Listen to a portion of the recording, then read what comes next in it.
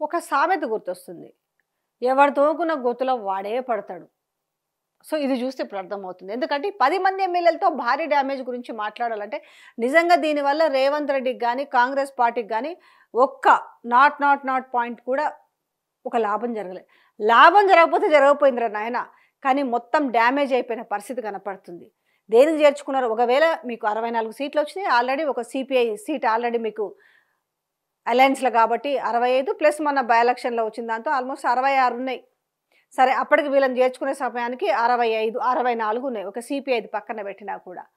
అరే మనం ఎందుకు చేయాలి? ఆల్రెడీ ఇప్పుడు మనమే శుద్ధి బుద్ధి కబుర్లు చెప్తే శుద్ధపూస కబుర్లు చెప్పేసి పార్టీ మారిన రాళ్ళు పెట్టి కట్టాలి, వాళ్ళ ఇంటి మీద సావు డప్పు మోగించాలనేసి సభలలో ఒంటి కాలుతోటి లేచి తొడలు ఏమంటే చూడు ఇరిగిపోయేలాక కొట్టుకొని సవాళ్ళు విసిరి ప్రతి సవాళ్ళు విసిరి అన్నీ చేస్తుంది. ఎల్లబోయిందయ్యా మళ్ళీ ఏమైందని అంటే సేమ్ మళ్ళా ముందుకు వచ్చింది కథ. ఏమిటికి వాళ్ళని తీసుకున్నట్టు? పోనీ వాళ్ళ వల్ల ఇంచిత్ గౌరవం ఏమైనా పెరిగిందా? పోనీ ఆ రోజు రాజ్యాంగంలో ఒక క్లాజ్ ప్రకారం 2/3 వాళ్ళు మెజారిటీని వాళ్ళు విలీనం చేసుకొనేసి సిఎల్పిని విలీనం చేసుకున్నామని చెప్పారు. పోనీ కుక్క కాటుకు చెక్క దెబ్బ అన్నట్టుగా టిట్ ఫర్ టాక్ అంటారు కదా, పోనీ మీరు ఆ పనున్న చేసిరా మళ్ళా? సరే నయాన్నో భయాన్నో కాల్లో ఏళ్ళో మొక్కి, ఎందుకంటే అది చేతగాల. అంటే ఇక్కడ నేను ఇది ప్రోత్సహిస్తున్నాను కాదు, ఈ జరుగుతున్న జస్ట్ ఈ అంశం వరకు ఇప్పుడు నేను మాట్లాడుతున్నా. ఎందుకు అనంటే మనమే శుద్ధి బుద్ధి కబుర్లు చెప్తూ శుద్ధపూస కబుర్లు చెప్పేసి వాడిని రాళ్ళతో కొట్టి సంపాలే దీంతో కొట్టాలి అని అంటే ప్రతిపక్షంలో ఉన్నప్పుడు ఒక మనిషి, అధికార పక్షంలో ఉన్నప్పుడు ఒక మనిషి ఉండరు. ఇది ఏ పార్టీ వాళ్ళకైనా వర్తిస్తుంది. ఇది 10 మందిని చేర్చుకుంటుంది. ఒకసారి వచ్చిరాం ఒకరు. ఎంత ఇజ్జతుపోయిన అంశం అంటే అరే నాయన మేము కాంగ్రెస్ పార్టీలో చేరలేదు అని చెప్పుకునే దుస్థితి వచ్చిందంటే ఇంకా ఈయన ఏం రాజకీయం చేసినట్టు? ఒక పవర్ఫుల్ లీడర్ అంటే ఏముండాలి? అరే నీ పార్టీకి వస్తే నేను నిన్ను అంటి పెట్టుకొని ఎస్ మేము ఏదైనా సరే అయితే వచ్చినాయి బై ఎలక్షన్స్, ఎస్ మేము మా కాన్స్టిట్యున్సీ అభివృద్ధి కోసం మేము వచ్చి చేరినామని మీరు చెప్పించేంత ధైర్యము లేదు, చెప్పేద్దాము వాళ్ళకు లేదు. అంటే ఏముంది ఇవాళ? పోనీ దీనివల్ల ఏమైంది? ఒకవేళ మీరు ఈ 10 మందిని కనుక చేర్చుకోకపోయి ఉంటే ఆనాడు బీఆర్ఎస్ పార్టీ చేర్చుకున్న విధానం ఉంది కదా, ఏదైతే రాజ్యాంగంలో క్లాజ్ ప్రకారమే చేర్చుకున్నారు. కానీ ఏమంటుండే చూసిన వాళ్ళ బీఆర్ఎస్లు చేర్చుకున్నారు కానీ ఇలా వీళ్ళు చేర్చుకోలేదని ఒక మంచి పేరు అయితే ఉంటుండే. ఇవాళ ఏముంది? రెంట్కి జడ్డరేవాళ్ళలాగా అయిపోయింది పరిస్థితి. సుప్రీంకోర్టులో అనర్హత పిటిషన్ అనగానే ఏమనుకున్నారు? ఫస్ట్ కోర్టులు అంటే కోర్టులది ఏముందిలే భయ్, అది అయినాడు సచ్చిన్నాడు. ఎప్పుడొక్కలాగా ఉండవు పరిస్థితులు, ఎప్పటికప్పటికి మారుతుంటాయి అనేది మాత్రాన్ని సోయి మర్చిపోయారు, యాది మర్చిపోయి ఏం చేసిర్రు? కోర్టులలో ఏమీ కాదు మేము 5 ఏళ్ళు సుఖంగా లాస్ట్ వరకు చూసుకుందాంలో ఏమైందన్నారు. ఇక్కడ ఒకవేళ సుప్రీంకోర్టు ధర్మాసనం మొట్టికాయలు కొడితే చాచి లెంపకాయలు కొడుతుంటే ఆడవాళ్ళు సిఎస్నే లెక్క చేయలేదు. సరే ఆమె వెళ్ళిపోయింది అనుకోండి, రిటైర్డ్ అయిందో ఏమో శాంతాకుమారి. ఆ కంచగచ్చి బౌలి విషయంలో అయితే తాత్కాలిక జైలు ఆడనే కొట్టి అలానే పెడతామని చెప్పింది. దాని తర్వాత ఇక్కడ వాళ్ళు స్పీకర్కి నోటీసులు ఇచ్చిరి, స్పీకర్ని అడిగితిరి, దాని తర్వాత అసెంబ్లీ కార్యదర్శికి నోటీసులు పంపించి ఇంత జరుగుతుంటే ఏమైంది? ఒంట్లో భయమైంది.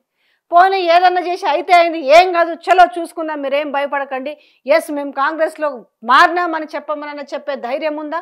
నేను మిమ్మల్ని గెలిపించుకుంటా అని చెప్పే దమ్ముందా? అది లేదు. దమ్ము ధైర్యం వీళ్ళ భాషలోనే చెప్తున్నా, నా ఓన్గా వస్తున్నాయి కాదు.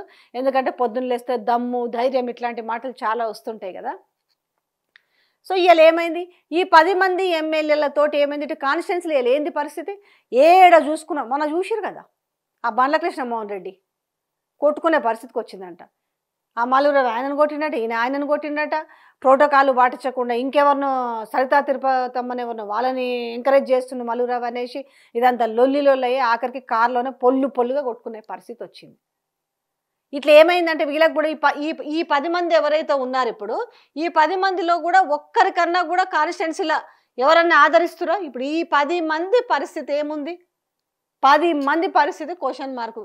ఎందుకు అనంటే అటు ఇప్పుడు సపోజ్ ఇక్కడ గూడెం మహిపాలరెడ్డి పటాన్ చెరువు ఉంది, అటు కాంగ్రెస్ వాళ్ళు రాణిస్తలేరు, పార్టీ మారినందుకు బీఆర్ఎస్ వాళ్ళు దూరం అయ్యారు. ఎవరున్నాడు?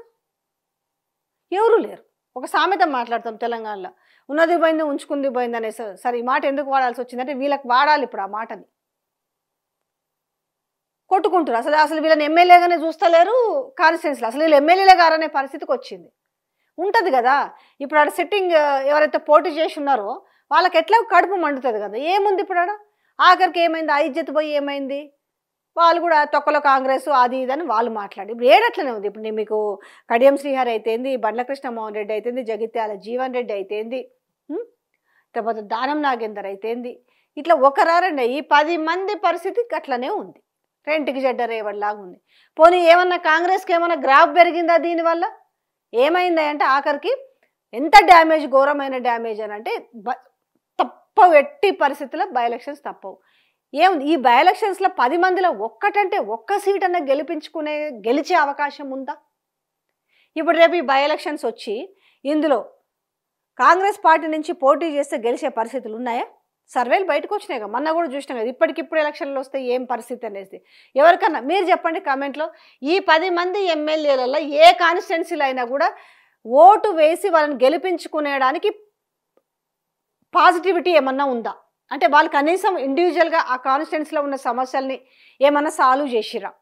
ఖైరతాబాద్ కావచ్చు, స్టేషన్ గన్పూర్ కావచ్చు, తర్వాత పటాన్ చెరువు కావచ్చు, జగిత్యాల కావచ్చు, ఇట్లా మొత్తం భద్రాచలం కావచ్చు, ఇట్లా చూసుకుంటే ఈ 10 కాన్స్టిట్యున్సీలలో ఈ ఖైరతాబాద్ ఎక్కడన్నా వీళ్ళు పోనీ సంబంధం లేదబ్బా మేము మాత్రం పోయినాం, మంచో చెడో తెలియకపోయినాము కానీ మేము బాగా చేసినామని అనిపించుకోవడానికి వీళ్ళు కాంగ్రెస్ పార్టీ నుంచి పోటీ చేస్తే గెలుస్తారా లేదా అనేది కామెంట్ రూపంలో తెలియజేయండి. ఎంత పర్సెంట్ ఇందులో ఈ 10 మందిలో నేను కూడా దీంట్లో ఓటింగ్ పెడతాను, ఎంత మాత్రం గెలుస్తారో అనేది మీరు చెప్పండి. ఇక చూసుకుంటే ఏమైంది, ఇప్పుడు రేపు ఇదైన తర్వాత ఏమైంది, డిపాజిట్లు కూడా వచ్చే పరిస్థితి. ఇప్పటికే భారీ డ్యామేజ్ వీళ్ళ వల్ల ఉన్నారా లేరా, కానీ పేరు మాత్రం ఏమైంది లేరు. పోనీ మేము బీఆర్ఎస్లో ఉన్నామని చెప్పి ధైర్యంగా కండువా వేసుకునేంత ధైర్యం ఉందా? అది లేదు. ఎందుకంటే వాళ్ళు కూడా వాళ్ళదంతా రెమ్మటివాడి ఏడా నువ్వు ఏడున్నావురా ఎప్పుడో పోయినా అని చెప్పి మళ్ళెట నువ్వు కండువా వేసుకుంటావురా అని. పోనీ ఆడపోయి కాంగ్రెస్ కండువా వేసుకుందామంటే ఆడ ఆల్రెడీ సుప్రీంకోర్టులో కేసు నడుస్తుంది. ఏం చేయాలి ఇప్పుడు?